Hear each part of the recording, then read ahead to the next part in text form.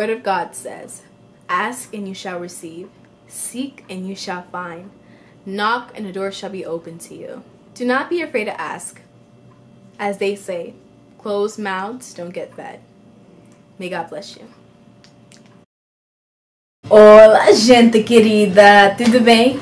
Welcome back to my channel. My name is Matiza Sakatingo, and today's video is going to be how to get a 4.0 GPA. The tips that I'm going to be sharing with you guys are some of the habits that I adapted when I was in high school.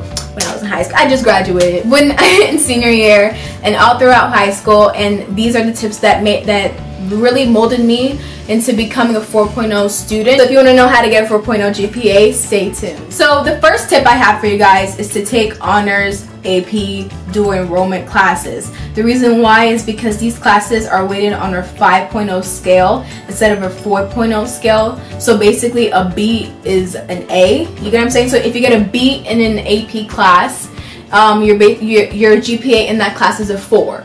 You know, and if you get an A in the AP class, your GPA is a 5. Now with honors, it's a different thing, still weighted a little bit higher. So if you get A minus in honors, it's a 4.2 or something.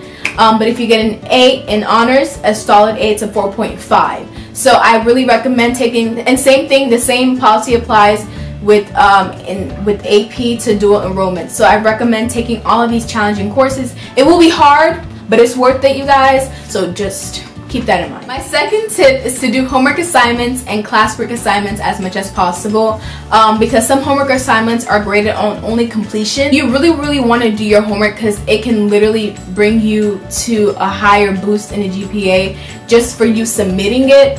And same thing with class assignments. Make sure that you please do your best in these assignments and turn them in on time. My third tip is to take good notes as possible. You can use any method that you want. If you retain more information with typing, type. If you retain more information with writing, write, and it's proven if you do write down information, you have an easy time of retaining it. So I recommend writing down your notes for sure, but whichever way works for you, just do it that way, because at the same day you want to adapt to a lifestyle of writing notes that works for you so that you can retain information better and excel in class. My fourth tip is to have a set daily schedule. Now it depends. For me, my schedule was different in the fall as opposed to the summer, because in the fall my schedule was literally going to school, staying after school for any club activities I had, and then coming home, doing my homework, and that was that. In the spring, my schedule was going to school, staying after for a club, and then going to tennis practice, and then coming home. Just have a set schedule and really stick to that schedule. Don't do anything out of the schedule, because you don't want to distract yourself if you want the good grades that you really want. So just please stick to your schedule and you'll be good. My fifth tip is to write down everything that the teacher says.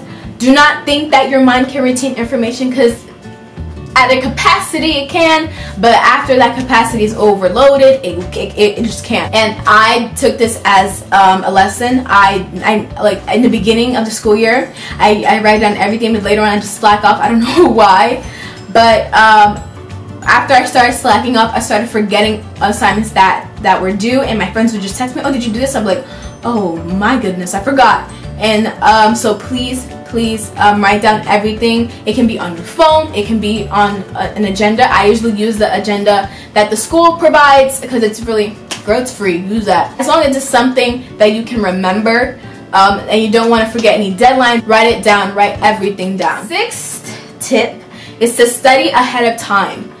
Please study ahead of time. Don't just study when the test is coming up. Don't study the day before the test, because that's called cramming, and psychologically, I learned this in AP Psych. Shout out to you, AP Psych.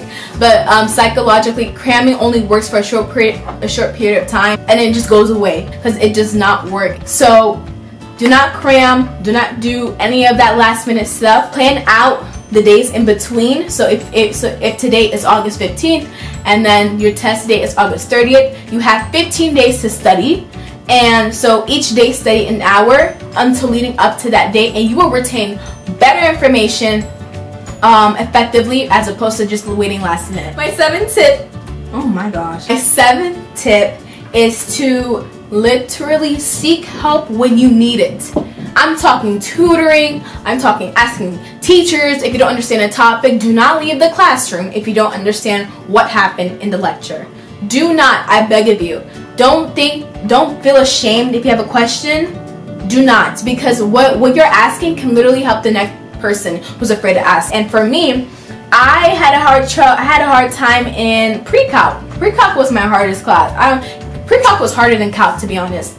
And I had a hard time, and I seek help with this tutoring program. It was free, a free tutoring program that my school offered, and I took advantage of that, and I got all A's throughout the whole year, and I was done. Please, please, please, please seek help when you need it. Stay after school with your teachers. Your teachers are there to help you to stay after school. Especially, this happened to me with AP Calc.